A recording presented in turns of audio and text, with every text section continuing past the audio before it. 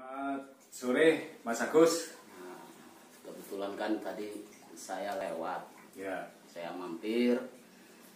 Kebetulan juga saya kepengen ngobrol dengan Pak Handoyo terkait Pring Sewu lah yang jelas. Ya.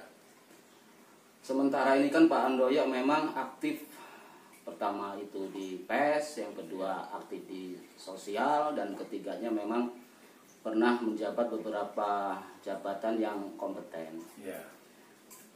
Saya minta Pak, artinya terkait dengan Kabupaten Pring Sewu di tahun 2024 nanti itu Ya. kan akan dibuka pesta demokrasi. Ya. Pemilu dan pilkada ya. Ya, mohon sekelumit cerita Pak. Ya.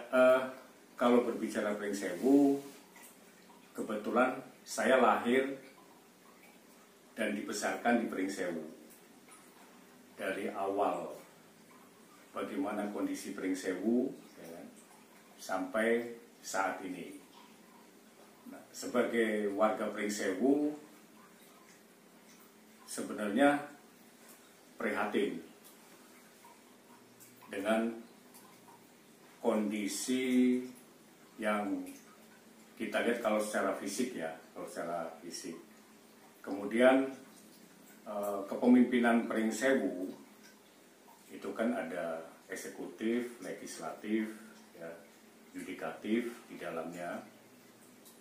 Berbicara tentang eksekutif, kepemimpinan Pak Sujadi selama 2 periode itu kan sama dengan pernah saya katakan seperti syair Indonesia Raya. Bangunlah jiwanya, baru bangun Raganya. badan, raga. Bagaimana membangun pondasi dasar berkaitan tentang SDM dan rentang kendali pelayanan dengan dibangunnya perkantoran. Namun lompatan-lompatan pembangunan ini kan lambat. Ya. Padahal potensi SDM Kabupaten Pring Sewu baik di kabupaten, di provinsi, dan di nasional itu kan kita ketahui luar biasa. Inilah yang tidak dimanfaatkan oleh para pengambil kebijakan di Pring Sewu. Dan kalau boleh saya soroti, bagaimana fungsi kontrol legislatif itu yang kalau saya nilai nol fungsi kontrolnya. Kenapa? Banyak masalah-masalah sebenarnya yang berkaitan tentang kepentingan publik, kepentingan masyarakat. Ya mohon maaf, tidak ada suara dari anggota legislatif. Tapi kita juga nggak bisa menyalahkan anggota legislatif. Kita kembali kepada koreksi diri kita. Sebelumnya saya pernah di penyelenggara. Ketika saya kampanye berkaitan tentang money politik, yang terjadi apa? Ada yang kadang mentertawakan, Mas, zaman sekarang kok money politik, ya kan? Ya. Yang muncul apa dari mereka? NPWP, Apa itu NPWP Pak? bukan nomor pokok wajib pajak, nomor biro wani biro. Nah, kita sekarang jangan hanya nyalahkan legislatif. Oke, kalau kita ngomong legislatif nggak punya gigi misalnya di Kabupaten Pring Sewu karena fungsi kontrolnya minim. Itu juga sebagai pemilik kita juga koreksi. Wajar kalau mereka melupakan sudah duduk. Kenapa? Mau milih hanya dengan 50.000, dengan 100.000, sementara kawan-kawan yang nyalon dengan perjuangan kita sudah kenal dan berapa perjuangan mereka untuk Kabupaten Pring Sewu banyak nggak jadi. Kenapa? Nggak punya yang namanya tadi.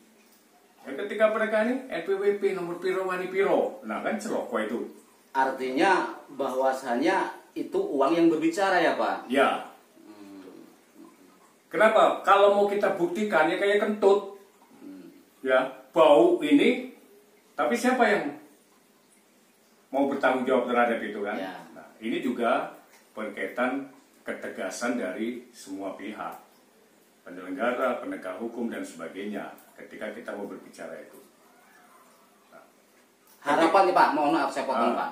Harapannya Ya, untuk di 2024 nanti, 2024 nanti ada dua momen. Pemilu, kita memilih wakil rakyat, ya, dan kita memilih pemimpin kita. ya, Jangan sampai kita salah memilih, Pring Sewu dirampok. bahasa Loh, kok Pring Sewu dirampok misalnya? Ya, heeh. Tidak ada lompatan pembangunan, hanya berdasarkan dakdau.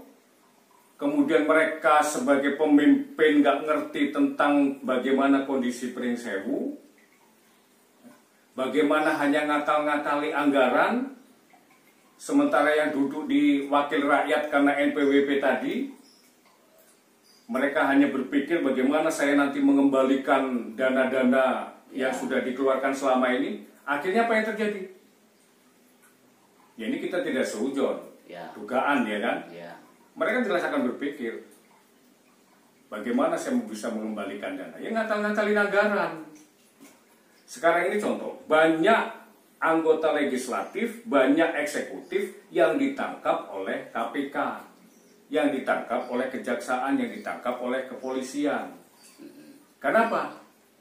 Ya mereka ketika duduk, itu kan bukan mereka mencari sebuah pekerjaan, tapi bagaimana mereka melayani rakyat. ya, Kalau mereka berpikir saya akan duduk di wakil rakyat itu mewakili rakyat, bukan mencari pekerjaan, mudah-mudahan ini bisa membawa aspirasi masyarakat itu. Terus ini Pak, saya kan sering turun ke lapangan tuh Pak. Ya.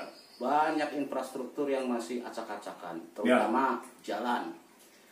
Salah satu masyarakat di wilayah situ, artinya kan mereka memegang janji daripada dewan yang dipilih sama Ya. mereka. Nah, hingga saat ini pun jalan itu belum bisa terrealisasi untuk dibangun. Ya. Apa tanggapannya Pak? Ya, seperti tadi, bahwa SDM di Pring Sewu ini sebenarnya potensinya tinggi. Itu tidak dimanfaatkan oleh penyelenggara pemerintah maupun oleh wakil rakyat. Kalau kita hanya ngandalin dakdau, sampai sejauh mana untuk membangun? Tapi sebenarnya kan harus ada terobosan-terobosan bagaimana mencari sumber anggaran dari pusat yang untuk program ke sini, ya kan, bukan hanya dakdau, sehingga itu ada lompatan-lompatan sebuah pembangunan. Nah, seorang birokrasi ini kan juga sebenarnya harus punya inovasi-inovasi yang cerdas. Bagaimana membangun perencanaannya seperti apa. Nah, ini kan juga dibutuhkan piawai tadi, bukan hanya duduk ngandalin gaji, seremoni-seremoni, sehingga apa? Nanti terkenal, kalau Pring Sewu terkenal kota 1000 bambu, nanti kota 1000 taruh. Mau ngasih bantuan 10 juta, pengeluaran taruh sudah dan lain-lain sudah 20 juta, hanya seremoni-seremoni. Itu akan tidak akan membuat sebuah lompatan-lompatan. Nah, ke depan ini supaya Pring Sewu tidak dirampok, mari kita sama-sama berpikir untuk Pring Sewu.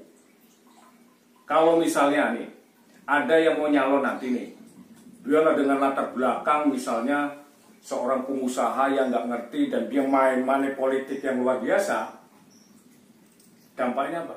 Jangan salahkan kalau mereka merampok untuk Pring Sewu. Kenapa?